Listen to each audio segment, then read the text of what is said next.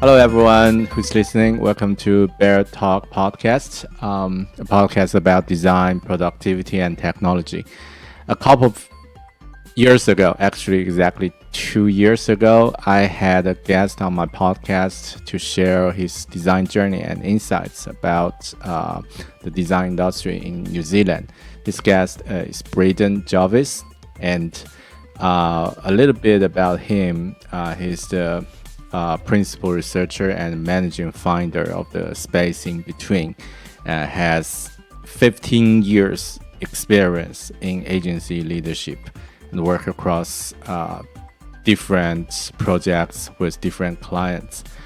And last time we do have a really great conversation about how design industry looks like in New Zealand. But today, I'm more curious on what he's doing on hosting a podcast, Brave UX, where he helps other curious and determined people to learn from the stories and insights of the other big names in the world of UX. And I'm so curious on his journey on podcasting. That's why we have Brendan here today as a guest. And hi Brendan, how are you? Hey Bear, good, thank you. It's a pleasure to be here. Yep. I think there are heaps of questions about this topic. But before that, I want to share one thing that I really like as the probe that I want to reach out to you, because I've recently see some updates from you on LinkedIn and some snippets that you've done with talking with other UX influencers. And one day I think I saw Zero Spool on your podcast and sharing something, and I was really impressed because for some people who don't know, Zero Spool is the kind of like the guru in UX design industry, and like you cannot run away from his name because he seems everywhere. And but also, like, I start to have this question, like, how did you do that, and how you started the conversation and things like that. And then I find that you also keep doing that for 2 years without any break, and also during the COVID. This is really impressive. So yeah, that's the reason I reached out. And but before that, is there any like the context you want to bring to us, like what about your podcast and something about what you're working on a little bit? Yeah. Yeah, sure, Bear. So the podcast, I think you did a fairly good job of summarizing it. It really focuses on the intersection between UX design and also product management, because as you would know, working in a product company, these worlds of design and product are so closely intertwined. So the show really focuses on getting to depth on those big issues that are affecting the practitioners in this space and those shared spaces. But also it has quite a human side to it as well. And one of the things that I really do with my show is I like to get into the backstory and the tangential but interesting areas of my guests' lives, because they often are curious and interesting for people to hear, and there's often something that we can learn from those stories that aren't necessarily just focused on how do we do a certain thing. I like to get people to think about the bigger questions, the why do we do certain things, and how does the work that we're doing in this sphere influence our lives outside of the keyboard and all the other things that have been going on in the world in the last couple of years. It's actually ended up being a bit broader maybe than I initially thought it would be. Yeah, it's more like go with the flow and also add some human touch on that. And that's a really good summary on you want to understand why people start to do that. I want to ask you this question, like, why do you start it, your podcast at the beginning? It's a really good question, and I did think about this. I have thought about this a number of times since I started the podcast. And the thing that I keep coming back to is there was to be honest, there was a little bit of loneliness, intellectual loneliness that I had experienced in my career. I had run my own design agency for about a decade before I made the leap into focusing solely on UX research. And part of that leap that I made was a result of, I suppose, getting too comfortable with just cranking the handle on working a particular way. And so the podcast came in around September, October 2020, so about 6 months into the pandemic, and there was this absence of depth that I was experiencing in my professional life, being then a team of one. And so the podcast was me really seeking to have those conversations that would give me something to think about personally, professionally. It was a new skill that I could develop on top of an existing skill in terms of interviewing users or participants in research. It's different, but it does borrow some of the strengths from that. So it was an expression of seeking depth, pushing myself outside of my comfort zone, and really just needing to take my curiosity to the next level. And that's why and how it came about. I do feel a lot of resonate when you speaking of that intellectual loneliness, especially when work with some specific projects. I think as a professional designer, we're able to get things done, but how to get inspired, how to keep the thoughts sharp from a bigger picture, and also how to learn things from different people without always speaking to the specific projects. And that's also like feels the outcome. That's the outcome of doing the podcast. I do feel a lot of resonate. And thanks for sharing that. I really like it. And is that something that Chris, you mentioned that it started from 3 weeks before pandemic. It started about 6 months into the pandemic. Oh, 6 months. Yeah. What do you think the timing for your podcasting journey? In terms of the timing of it beginning? Yeah. Yeah, I mean, I think the timing is symptomatic of the time that we were in then. We were all locked in our homes. There was really nothing that we could do in our physical environment here in New Zealand. We were essentially banished to home, and the only real connection we had with the outside world was through the screen. And for me, I'd always been a consumer of content, and I suppose I wanted to scratch that itch of intellectual loneliness, but I also wanted to start contributing something to the community that had been very good to me over the years, or I feel like it had been very good to me, and the kind of content that I would be proud of putting my name on, and the kind of content that I would like to consume. So maybe that's a bit vain in that respect, but I really did want to put something out there that people could really sink their teeth into, and would give them challenging things at times to think about. And by that I mean I've had some guests on the show that are slightly outside of what most people would consider the comfortable happy path of design. So I've had people like Eva Penzi-Moog on, who wrote Design for Safety, and we really got into quite a deep discussion about how technology enables domestic violence in that episode. And for me, that was it was actually for both of us.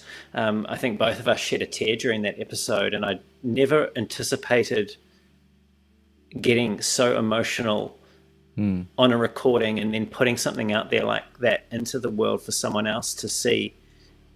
But I felt that it was such an important discussion for the community to be privy to, and Eva's work is amazing in this space, and it's not an area that's often talked about. So there've been some really interesting, challenging conversations that have come about as a result of doing this, and I feel proud of the podcast, and every episode that I put out there, I make sure that put the effort in so that both me and my guests can be proud of what we've made together. Yep. That's. I think I do have some similar feelings sometimes when I have got into a really deep discussion, like the level of the conversation is so deep, and really enjoying that moment. And yeah, the reason I started asking this question about timing is more related to the format of the podcasting, because at first. Maybe as before pandemic, like podcasting could be like the primary format would be go to the workshop or the office and two people sitting in person and have a conversation. But I guess from what your experience probably started at first as online as a default mode rather than in person. That's right. Yeah. How do you feel like or like what's the experience of starting by default as an online format? Yeah, there are things to learn about how to do this on the online format, as you probably know. But if people are listening to this on audio, what they won't be seeing is the way in which we are looking at each other on the screen here. And I'm not actually looking at you. Yeah. I'm looking at my camera. Yeah. You're on the screen, so I can see you out of the peripheral vision that I've got, but I'm not looking at you. But it feels very much like I am if you're my guest. Or in this case, you're the person who's actually interviewing me and I'm the guest. So there's a different set of skills to learn to communicate with someone in what could be an impersonal medium. And they took me quite a while to become comfortable with. And I think if you go back and look at some of the early episodes, probably it took me, look, it's a work in progress. Everyone is a work in progress. I'm not saying that I've arrived at some nirvana of podcasting, but I think if you look at anything under episode 10, especially the first episode with Steve Bromley, and he was such a gracious guest, putting up with all my nervous fumbles and, being number one, being the guinea pig. There's a whole different way of interacting with a person on this medium to make it a pleasurable experience for people that are listening and watching, but also for the guests that you have on the show as well, so they feel like you're really there with them and you're connecting with them, when of course you're not. You're just looking at a camera lens. Is there any tip, or maybe we can share the tip later, but speaking of not looking at the people on the face, but looking at the camera, do you have any tip to make you feel comfortable and natural on this format of communication? Yeah, you can get a camera that you like to look at, would be a good one. Yeah, invest a better one. Yeah, get a good looking camera. You spend a lot of time looking at it. I think it's just a case of practice. And I was actually working with a bunch of fellow speakers at Rosenfeld Media's Design at Scale conference this year. I was invited to open the conference as the first keynote speaker, and they put us into these little cohorts of other speakers so that we could help each other refine our talks and give feedback to each other along the way. So I think we put in about 3 months worth of preparation in total, each of us, before we were actually speaking at the event. And one of the things that I popped into the Slack channel that we're on there with all the other speakers was that just practice this looking at the camera when you're having your regular daily meetings. So instead of sitting on Zoom or Teams or whatever you're using, and, like I'm doing now, Bear, I'm looking at you down on my monitor, right? And if we are both doing that like we are now, neither of us are actually looking at each other. Yeah. Just practice looking at the camera. Turn off self-view for a start, because we're all slightly vain and we get distracted by ourselves. Turn that off. And put your notes up or something over the video screen and just listen and look down the barrel of that camera. And after a while, it won't feel so strange, and it should mean that people on the other end feel like you're really paying them attention. That's a really good tip for me as well. Like looking at the camera, but pay attention on what you actually listening and try to talk. And yeah, that's more like um, to active listening rather than just looking at the camera or looking at the screen to the other person, but actually listening to what they are talking, and it's much better. Yeah, thanks for the tip. And yeah, you might if people who's listening, you might notice that I'm also like checking the screen and sometimes looking at the camera, and I need to practice more on this as well. But I think that's a like that's kind of the new norm for everyone to communicate online with other people we are working with, and definitely worth to invest some time and effort to improve it, because this seems like a soft skill, but also like a transitional skill that we'll need to use for our daily work, no matter what you're 100%. working on. Yeah. Back to the podcasting. What was the workflow that you're working on the podcast? Because one thing that I was impressed at is you keep producing every week, like it's a weekly podcast, even without any stop, any pause or break, and most of the podcast was just interviews with other guests. So it should consider like the time you spend on reaching out, inviting, and yeah, that could be a lot of time to spend behind the scene. So how's the workflow, and how did you get all the things organized? So the first thing, if you are considering starting a podcast, to think long and hard about is just how much effort it will take to do on a regular basis. Do not underestimate that.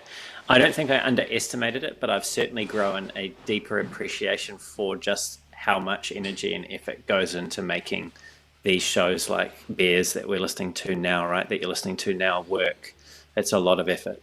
So I tend to do a few things to manage that effort and make it more manageable so I can live the rest of my life.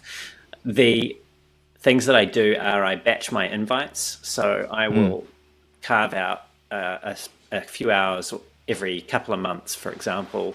I'll research the people that I'd like to invite to the show, and then I will literally invite them one after another so that I can get that off my plate. I know that I'm going to get, a fairly good response rate over the next week when people come back to me, and that I know that then I've got a longer runway on top of what I already have booked in, and I don't have to worry and scramble around for guests. All right, so that's the first thing that I do.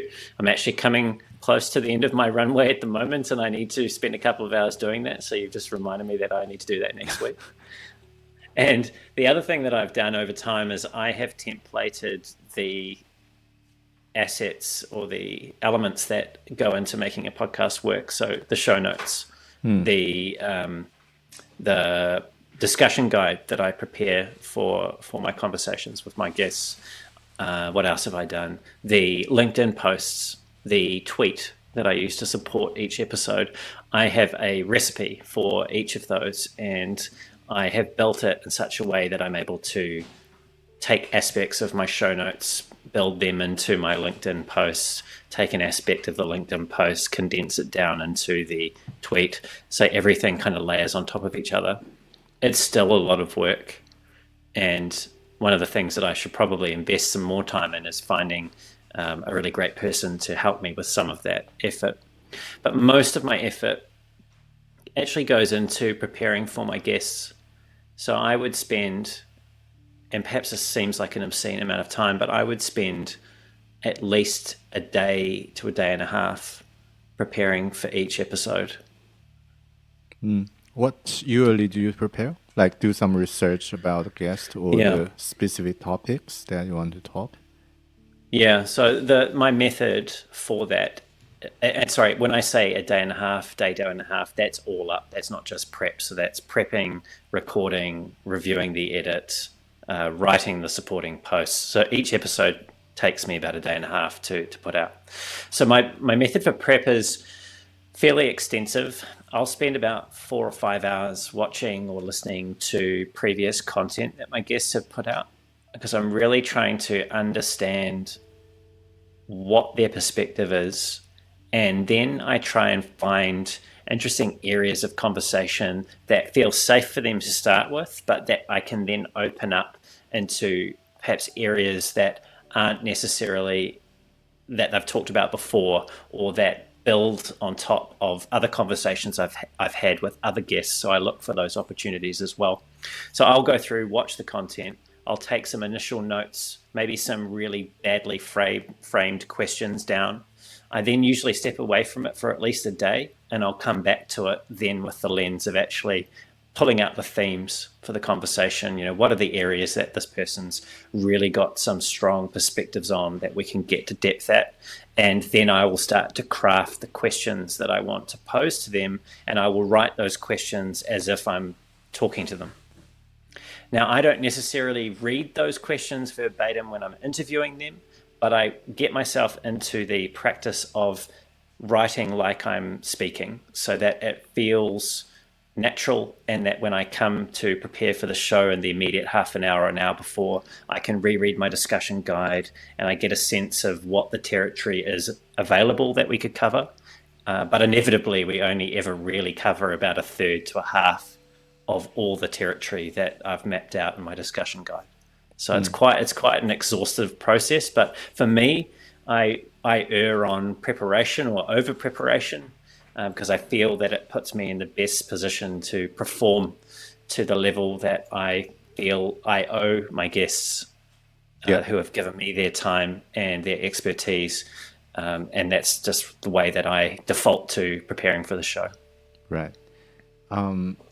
That sounds like an enabler if you prepare properly, or spend a lot of time to prepare. It's enable the conversation to go to a deeper level, or at least in an ideal way that's according to your expectation, and also for the guest that feels quite natural as a conversation. But for you, it's might involve some hard work before that, or more effort to be spent on before the conversation. Do you feel it's manageable, or it's might impact your daily work and life for doing this? That's a very good question. It's actually a question I ask myself fairly regularly. I reevaluate where my energy and effort is going. Like you, I'm a father. I've got a young family, and we have to choose how we spend our time and what nourishes us, and that's many different things, or it should be in a life that's rich and full. And so I do think about this sometimes, but I'm actually in the fortunate position where, because I, to a large degree, control how I spend my time being in the business that I'm in, it's a luxury that I've been able to afford myself without having to make unpalatable sacrifices in other areas of my life at the moment. And to be quite honest with you, I really enjoy it. It is I was talking to one of my previous guests, Steve Portugal, the other day. We're having some emails. Steve's written a brilliant book called Interviewing Users, and he's a very widely respected researcher, and you should definitely check his stuff out. Interviewing Users author, right? That's right. Yeah. Interviewing Users. Book. It's really good. Yeah. And Dollars to Donuts is his podcast, which I think he's thinking about bringing back, but it's definitely a good one. Anyway, so Steve and I were talking, and I just said to him, look, this is, for me, we're talking about his podcast and my podcast, and I was saying, look, I just really love it. And I don't regret any of the time that I've spent doing it. It is a bit obsessive, maybe, but I learned so much from it, Bear. And I've now, I suppose, for posterity's sake, now I've got, these videos up on YouTube of me sort of fumbling through this whole podcast journey and getting to some degree of competence with it now.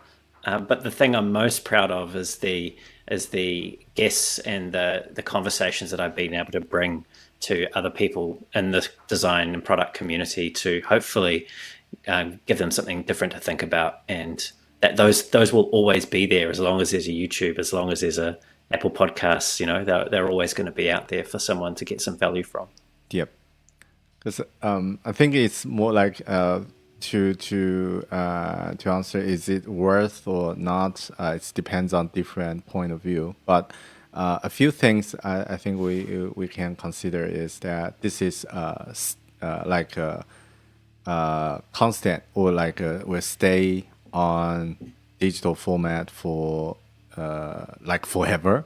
Like you can always keep it as a record to see how you learn, and also it's a really good way to interact with other people, and also I think as a designer or like a product people, this is more like the skill or ability that we need to like like become the top of it, like always good at communication, and also always good at understanding what people is talking, and leading or like navigating the conversation, things like that. So that's really a valuable skill to practice, and by doing that, it's like multiple stones for multiple birds, like one stone for multiple birds. Yeah. You mentioned the regularity of which I'm publishing, and I always come back to something that I believe I listen to Seth Godin's podcast Akimbo, which is definitely a great podcast. Yep. He covers a lot of interesting territory in that show.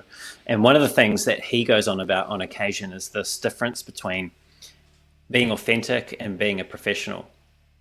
And the illustration that he gives is, do you want your surgeon, if you're about to go and have open heart surgery, and your surgeon's had a bad day at home and they don't really feel like operating, do you want them in your consultation just before you go under the knife for them to disclose that to you and to be authentic with you about how they're feeling in that moment? Or do you want them to be a professional? Do you want them to show up and, regardless of what's going on at home, put that in a box for now and focus on you and give you the best open heart surgery that they possibly can? And I think we can all safely say that it's the latter, right? We want the surgeon to be a professional. And so I kind of internalized that with the podcast and have really taken that on to mean that regardless of what's going on for me in my life and projects and other things, and whether or not I feel like preparing for a podcast and recording a podcast and reviewing an edit of a podcast, I just do it. It's become a practice. And it would be very easy for me to opt out of that and go, I'm just going to skip a week. But I think if you look at anyone, such as yourself, or any author or any podcaster that's having an impact and is putting out this content on a regular basis, there's a reason for that. It's that they've decided that it's time to be a professional, and that this is something that they take seriously. And while it might be a hobby, as in it doesn't generate an income, it doesn't mean that you can't be a professional in your approach to it. So I've adopted that approach and really took on board what Seth Godin was saying there about the difference between a professional and being authentic. Have you ever considered to take a break or skip 1 or 2 weeks? Oh, almost every month. Yeah, maybe every week. yeah, exactly. Yeah. I think. How did you overcome with that or cope with it? Like finally get things done. I think I remind myself of that. Am I going to be authentic here, or am I going to be professional? And it's a really good question that I've been asking myself when I feel like not recording or not putting in the effort. The other thing though I find is that willpower isn't an infinite resource, right? We can't just will ourselves to do things.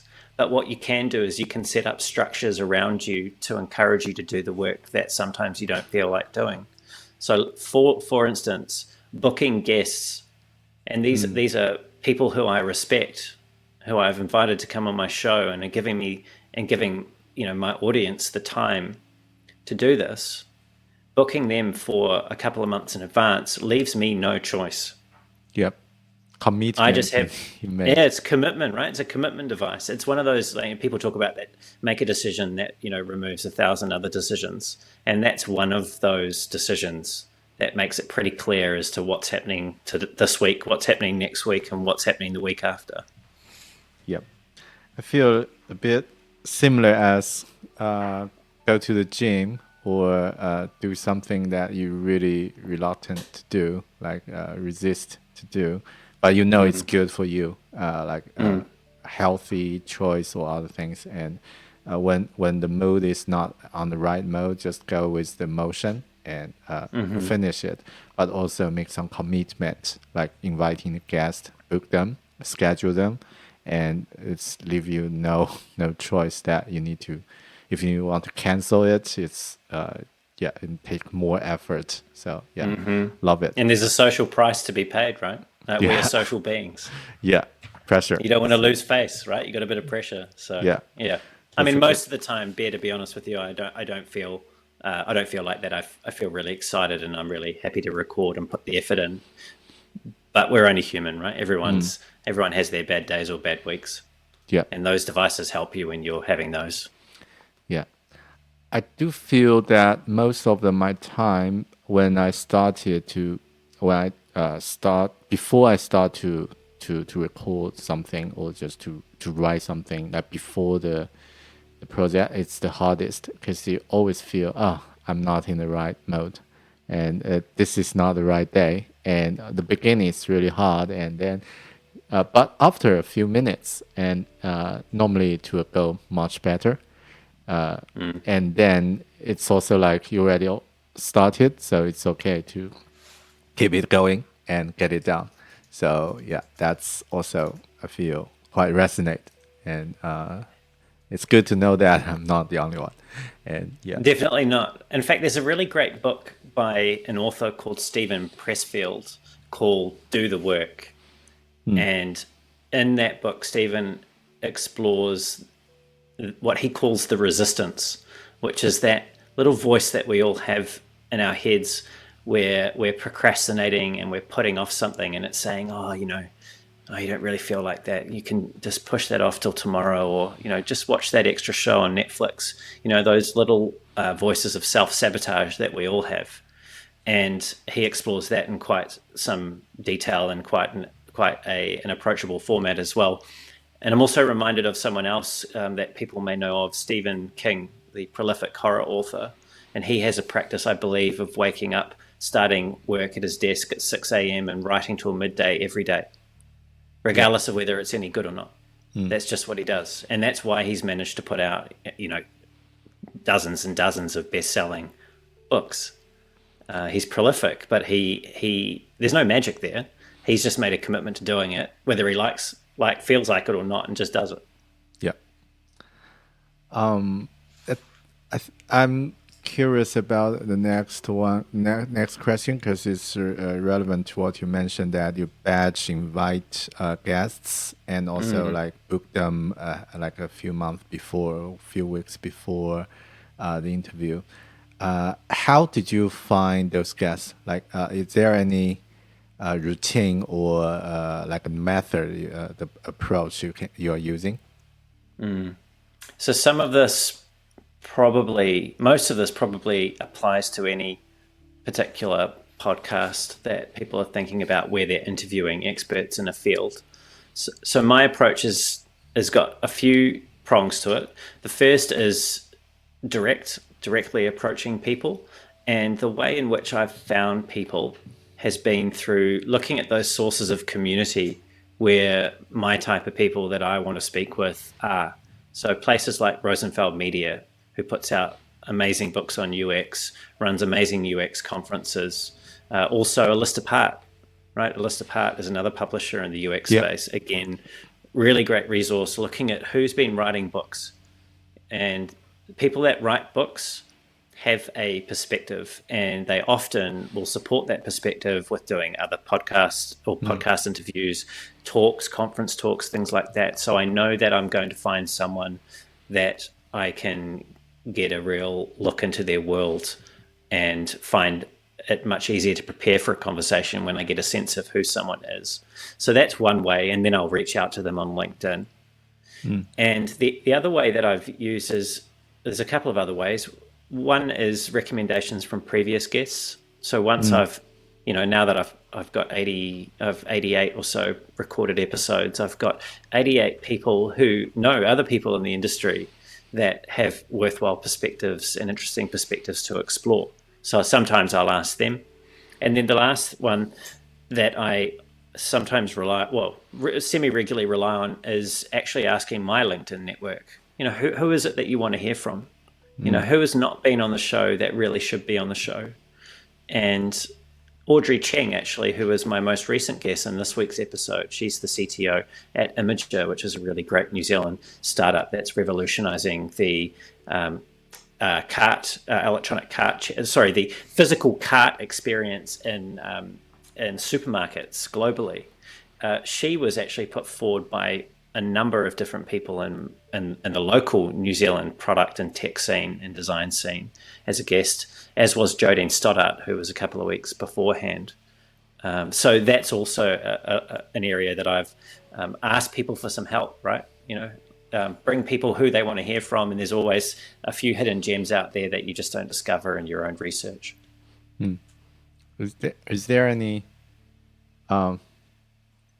like if we use like the churn rate? Oh, sorry, maybe the how much the percentage? How's the percentage of the people who never replied or reject or compared to you successfully invite to your podcast, or you just don't care much about it?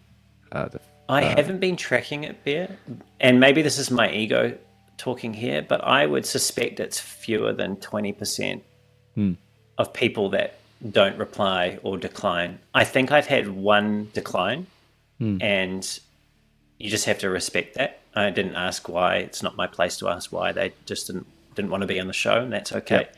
I've had probably the majority of everyone else that hasn't come back to me are just people that haven't replied. But most people, the vast majority of people have replied and are interested in being on the show. And again, I think that's part of the work that you put into selecting. It's almost self-selecting. People that write books, give conference talks, and also have been interviewed elsewhere on podcasts generally are open to the concept of being interviewed on a podcast. So I think that's probably helped my strike rate. Yep. The reason I'm asking this because there might be some people who's listening, or some people are curious about starting a podcast or reaching out to some people that seems more famous than they are, and have this feel that what if they don't reply? What if they decline me?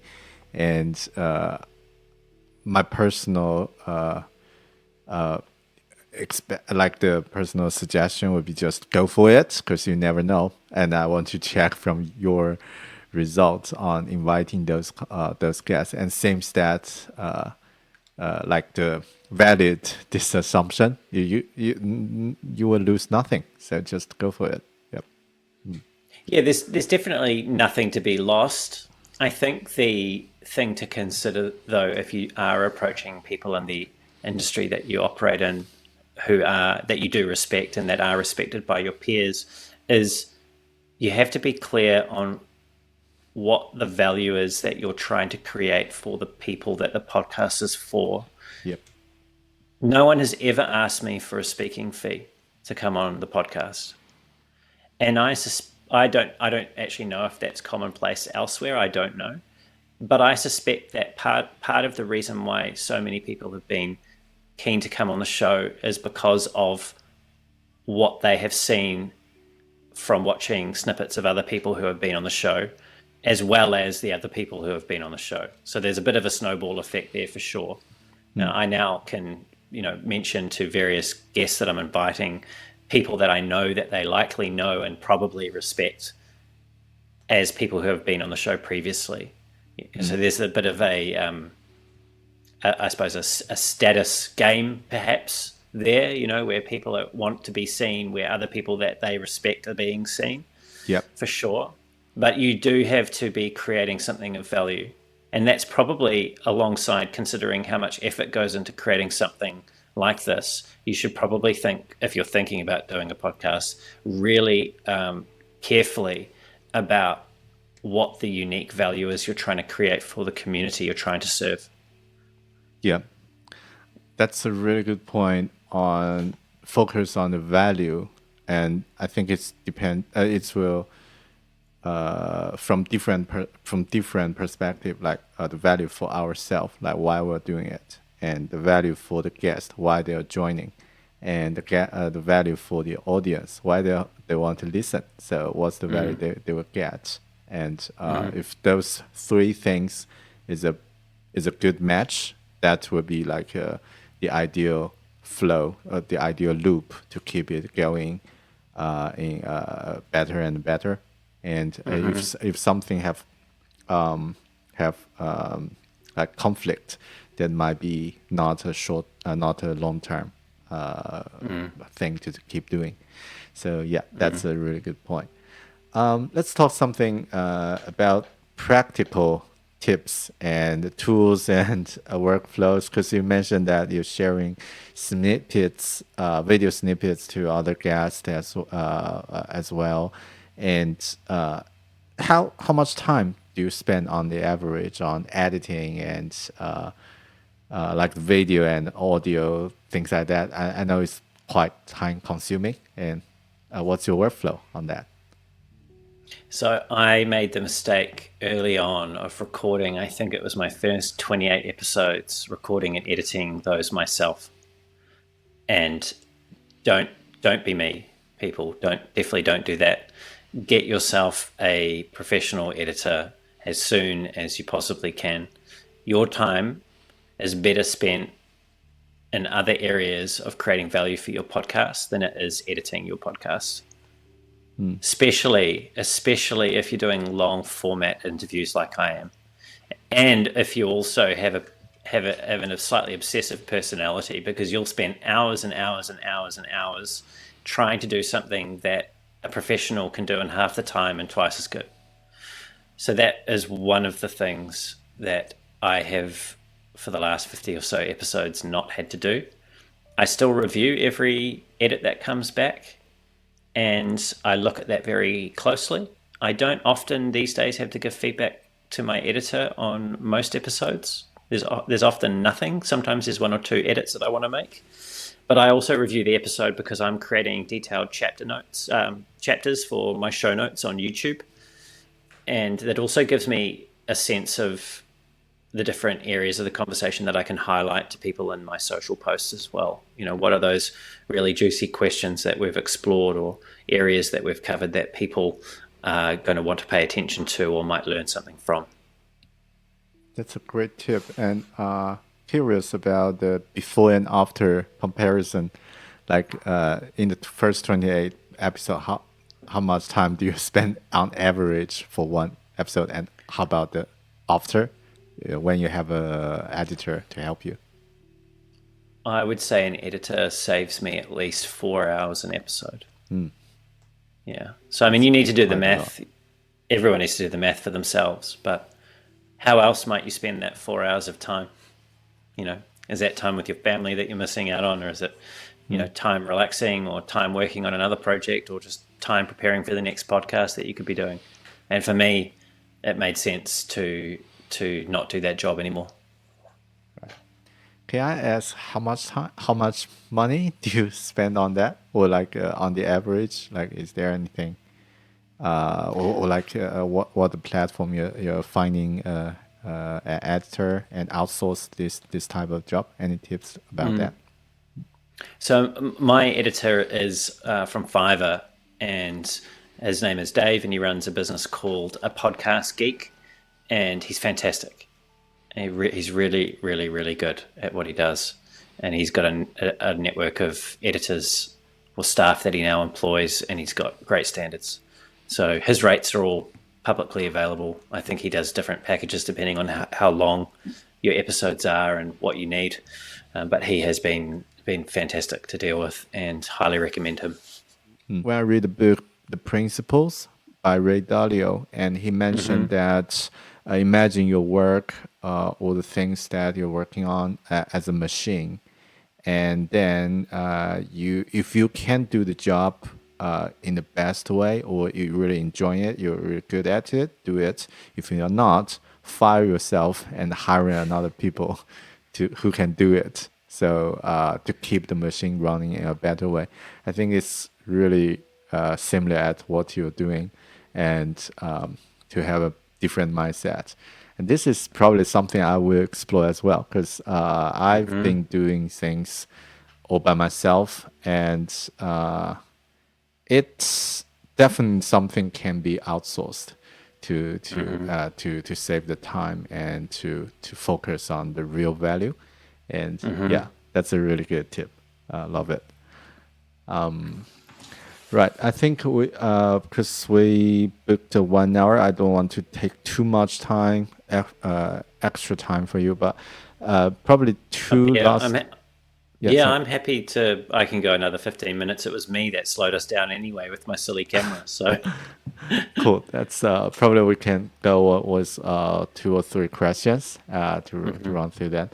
And you mentioned that so far, probably the challenge for making a podcast is keep the regular basis, like keep the consistency.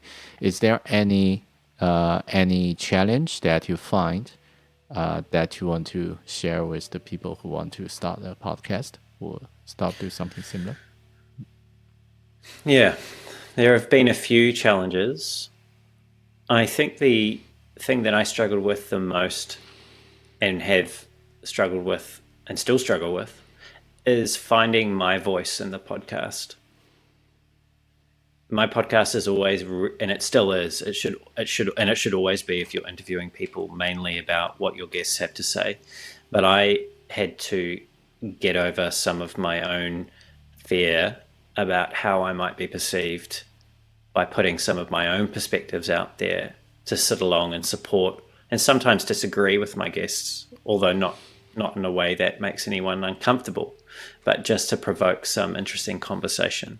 So getting over yourself is everyone's always, I suppose, trying to get over their self to some degree and overcome some fear that they have of doing something that they want to do. And I think it's worth recognizing and acknowledging that nothing worth doing well is going to come easy, and that you are going to need to confront some of your own limitations and some of your own fears about the social world that we live in and your skill set in order to create something that you're proud of. So push through those and try and quiet that voice of that resistance that Stephen Pressfield talks about. So that's probably the biggest internal challenge that I've had.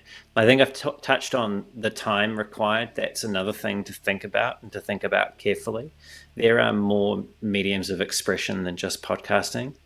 Podcasting isn't quite as simple, and at least for me, it hasn't been quite as simple as just, turning up, pressing record, and then publishing a video. There's a lot of work that goes in. And I've also touched on the importance of being a professional. So if this is something that you are doing and there's value that you're trying to create for a community, then you need to show up and you need to keep creating that value. Not necessarily forever, but I'm reminded of something that Tim Ferriss talked about on his podcast when he was reflecting on how he's gotten to where he is with that show. I think he's up 500 plus episodes now. He said he knew if he got to 6 episodes that he wouldn't stop, that he had now formed a habit. And I remember when I got to 6 episodes, I was like, yep, okay, I'm rolling now. I just got to keep going. So it's much easier to keep the momentum going than it is to stop and try and start something up again.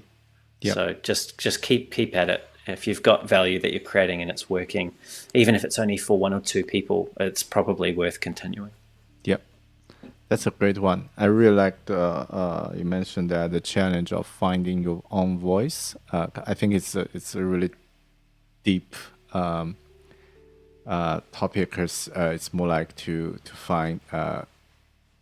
Do you want to show the learning process with your audience, but to show you as a more like a student to the guest, or you want to have a like a equal like a peer level conversation with the guest, and maybe get really deep discussion on the specific topic, but from the audience perspective, it might seems too hard or too difficult to understand, or like without proper context and how to balance this point of view, like finding your voice. But that's a really good one. I love it. Yeah, I've erred on my podcast on the side of shooting maybe higher than than what maybe most. Sorry, let me start that again.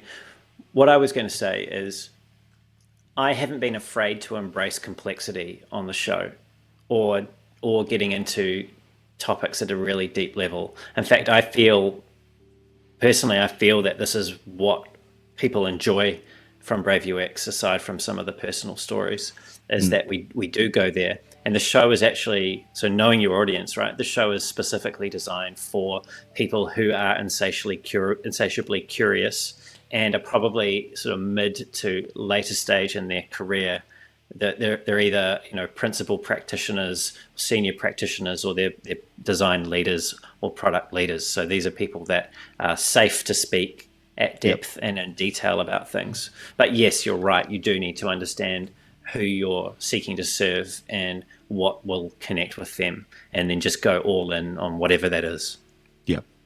It's also like something you want to bring the audience in, but give them a little bit challenge. Because if things are really according to their comfort zone, or they're really like they know you design a way that they'll consume it quite good, it might be not good for them for the long term.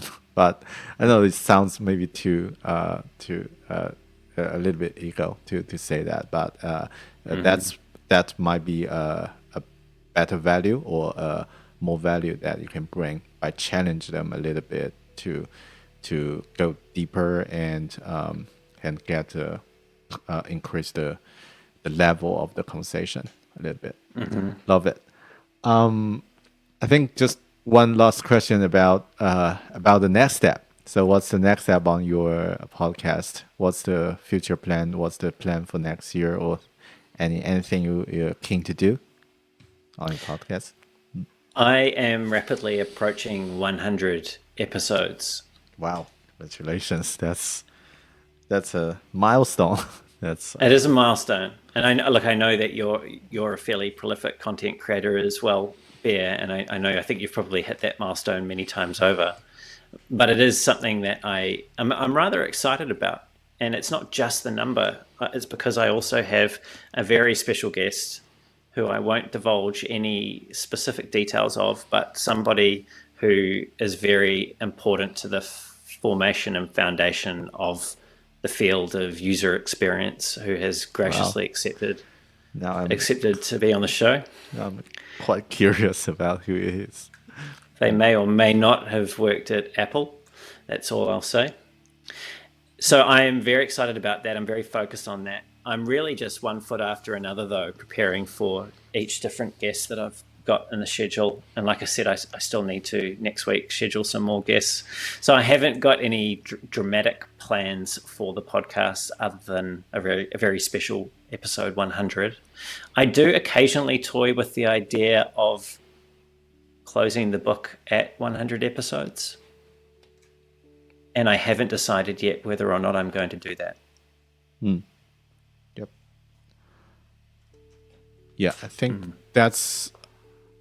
I've learned a lot by from this conversation, like what you really focus on, making each episode the best you can, and that's actually the best plan for making something good, because we cannot see the whole picture, or like when we're working the progress, it's really hard to say like the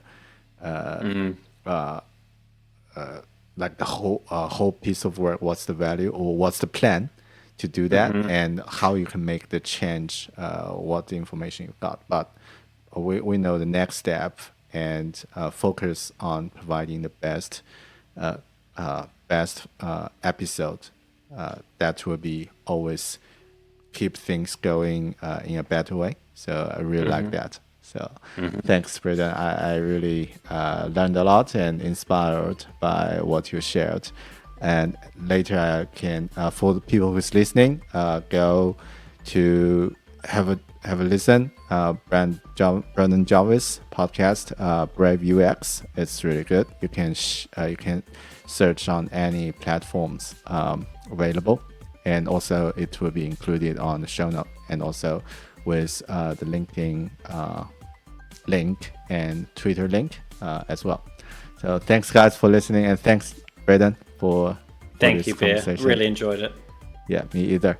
And great to have you here. Right. So I will see you guys in another episode. Bye.